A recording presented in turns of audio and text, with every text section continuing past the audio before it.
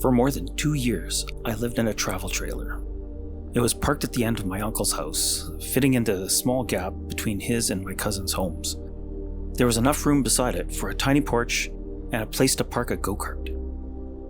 I had moved to Moberly from a small apartment in Sunnyside, Calgary, where I could walk less than 15 minutes to reach nearly all the amenities that downtown city life could offer.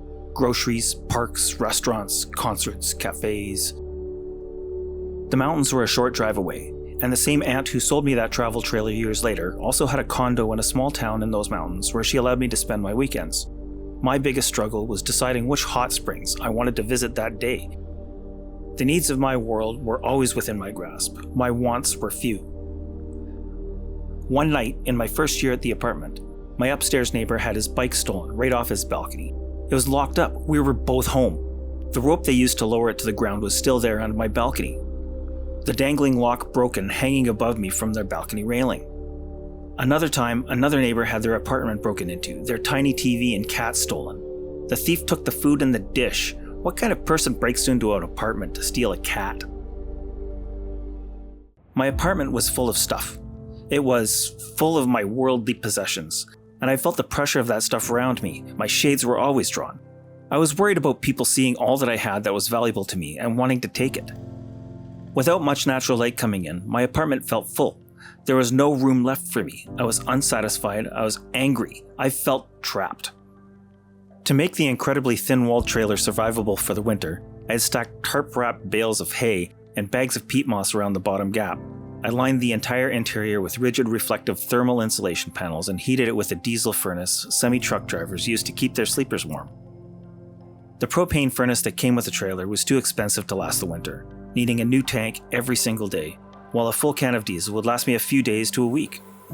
The change made the cold less bitter, but it was still a lot of work. The livable area inside was only as wide as a twin bed and just over twice that length. I spent 2 winters in that trailer. The first one was the second best winter of my life, and I was full of self-discovery. The second winter was the most soul-crushing experience of my life so far. It broke me as a functional human being. This was 2019, the year of foresight, and 2020, the year of hindsight. I thought I'd had it all figured out, and had just experienced a great year of rediscovering the community I'd left when I was 9. I got to know much of my family again, met new family, and found my old friends right where I'd left them. I discovered new passions for the plants that surrounded me, and my job took me everywhere. I was a seed collector for the native plants nursery my nation jointly owned, and it helped me rediscover my new old backyard. When it all ended, it wasn't sudden. There is no one definable moment.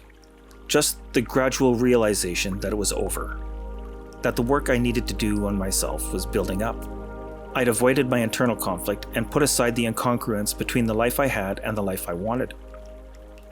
I found the confines of the trailer no different than the confines of my material-laden apartment. It wasn't the same size as the apartment. It was filled with different stuff. The trailer itself was no different than the first year I was in it, except for one change. And that was that I never removed the insulation from the windows during the day. It was just too cold. The distance I could see was limited. There was no horizon in my life. There was no larger world around me. There was only the stuff that I owned. Who is truly the owner between us, between me and my stuff?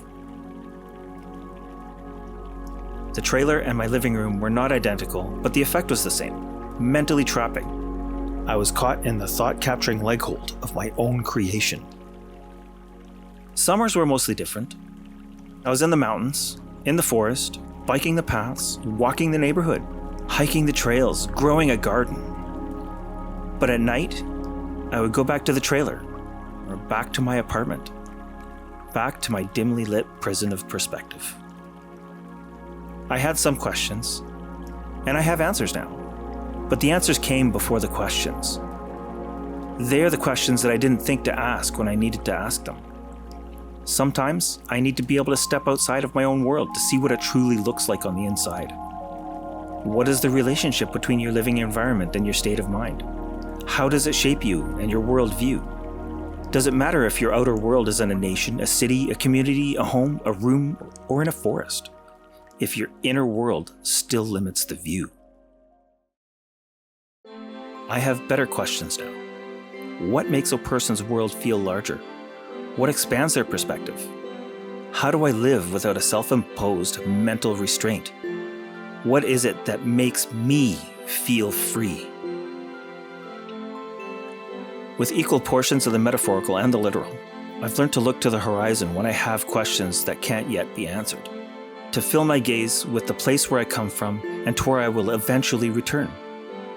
I've learned to ponder big thoughts in bigger spaces. I've learned that opening my mind is not always a concept. Sometimes it's a locational perspective. I've learned that the world is sometimes only as big as I can see. The true horizon is much closer than it appears, though. It is within. What you see is not just a view, but a viewpoint. Do you ever wonder why seeing a mountain makes you want to climb a mountain?